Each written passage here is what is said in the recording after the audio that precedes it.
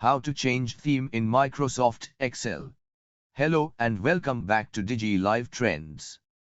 In this video, I'm going to show you how to change theme in Microsoft Excel.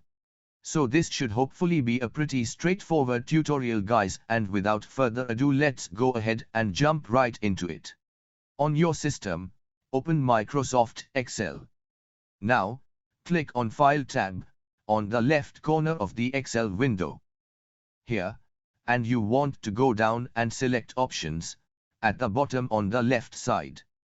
Now on the right side where it says Personalize your copy of Microsoft Office. In front of Office Theme, click on drop-down menu. Here you can see many theme options. Select your desired theme. Below, click on OK button. This is how you can simply change theme in Microsoft Excel. So guys, if you enjoyed this video, please hit like and subscribe to our channel. Thank you for watching. See you soon in the next one. Take care. Bye bye.